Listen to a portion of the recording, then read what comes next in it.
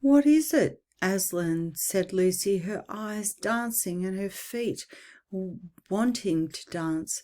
"Come, children," he said, "ride on my back again today."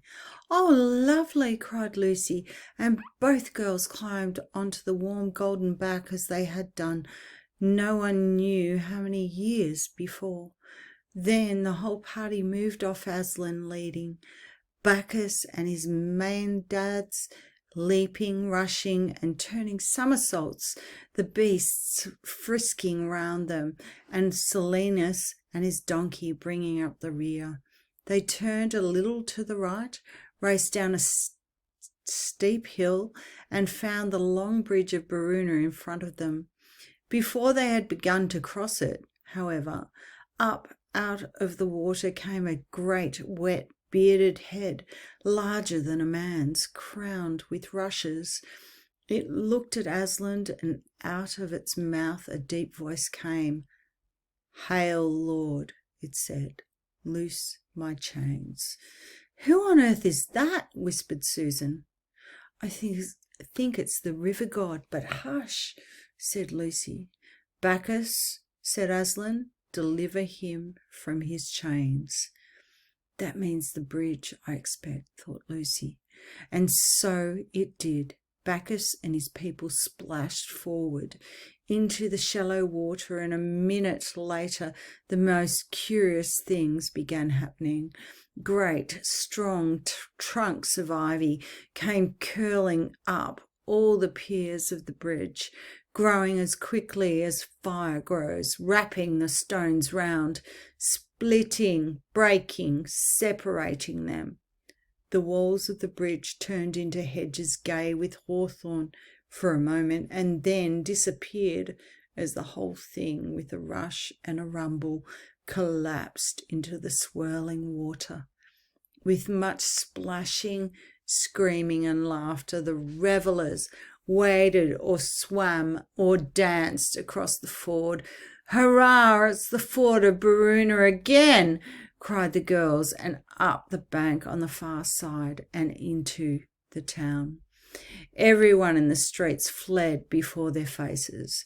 The first house they came to was a school, a girls' school, where a lot of Narnian girls with their hair done very tight and ugly tight collars round their necks and thick tickly stockings on their legs were having a history lesson. The sort of history that was taught in Narnia under Miraz's rule was duller than the truest history you ever read, and less true than the most exciting adventure story. "If you don't attend, Gwendolen," said the mistress, "and stop looking out of the window, I shall have to give you an order mark." "But please, Miss Pritzel," began Gwendolen. "Did you hear what I said, Gwendolen?" asked Miss Pritzel. "But please, Miss Pritzel," said Gwendolen, "there's a lion." "Take 2 order marks for talking nonsense," said Miss Pritzel. And now a roar interrupted her. Ivy came curling in at the windows of the classroom. The walls became a mass of shimmering green, and leafy branches arched overhead where the ceiling had been. Miss Pritzel found she was standing on grass in a forest glade. She clutched at her desk to steady herself and found that the desk was a rose bush. Wild people such as she had never even imagined were crowding her. Then she saw the lion, screamed and fled, and with her fled her class, who were mostly dumpy, prim little girls with fat legs. Gwendolen hesitated. "You'll stay with us, sweetheart," said Aslan. "Oh, may I?" Thank you," said Gwendolen. Instantly she joined hands with 2 of the maenads, who whirled her round in a merry dance and helped her take off some of the unnecessary and uncomfortable clothes that she was wearing. Wherever they went in the little town of Baruna, it was the same. Most of the people fled, a few joined them. When they left the town, they were a larger and merrier company. They swept on across the level fields on the north bank or left bank of the river. At every farm, animals came out to join them. Sad old donkeys who'd never known joy grew suddenly young again. Chained dogs broke their chains. Horses kicked their carts to pieces and came trotting along with them, clop, clop, kicking up the mud and whinnying. At a well in a yard, they met a man who was beating a boy. The stick burst into flour in the man's hand. He tried to drop it, but it stuck to his hand. His arm became a branch, his body the trunk of a tree, his feet took root. The boy, who'd been crying a moment before, burst out laughing and joined them. At a little town halfway to Beaver's Dam, where two rivers met, they came to another school where a tired-looking girl was teaching arithmetic to a number of boys who looked very like pigs. She looked out of the window and saw the divine revellers singing up the street, and a stab of joy went through her heart. Aslan stopped right under the window and looked up at her. "Oh, don't, she said.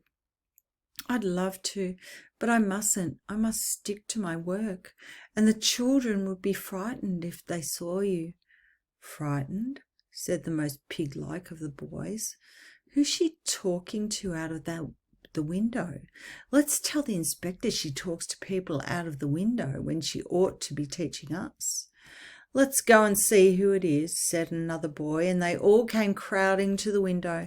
But as soon as their mean little faces looked out, Bacchus gave a great cry of "Ewan, yoy, yoy, yoy," and the boys all began howling with fright and trampling one another down to get out of the door and jumping out of the windows. And it was said afterwards, whether truly or not, that those particular little boys were never seen again, but that there were a lot of very fine little pigs in that part of the country which had never been there before. "Now, dear heart," said Aslan to the mistress, and she jumped down and joined them. At Beaver's Dam they recrossed the river and came east again along the southern bank. They came to a little cottage where a child stood in the doorway crying. "Why are you crying, my love?" asked Aslan. The child, who had never seen a picture of a lion, was not afraid of him. "Auntie's very ill," she said. "She's going to die." Then Aslan went to go in at the door of the cottage, but it was too small for him. So when he had got his head through, he pushed with his shoulders. Lucy and Susan fell off when he did this, and lifted the whole house up, and it fell backwards and apart. And there, still in her bed, though the bed was now in the open air, lay a little old woman who looked as if she had dwarf blood in her. She was at death's door, but when she opened her eyes and saw the bright, hairy head of the lion staring into her face, she did not scream or faint. She said, "Oh, Aslan, I knew it was true. I've been waiting for this for all my life. Have you come to take me away?" "Yes, dearest," said Aslan, "but not the long journey yet." And as he spoke, like the flush creeping along the underside of a cloud at sunrise, the colour came back to her white face and her eyes grew bright, and she sat up and said, "Why, I do declare, I feel that better. I think I could take a little breakfast this morning." "Here you are, mother," said Bacchus, dipping a pitcher in the cottage well and handing it to her. But what was in it now was not water, but the richest wine, red as red currant jelly, smooth as oil, strong as beef, warming as tea, cool as dew. "Eh, you've done something to our well," said the old woman. That makes a nice change, that does.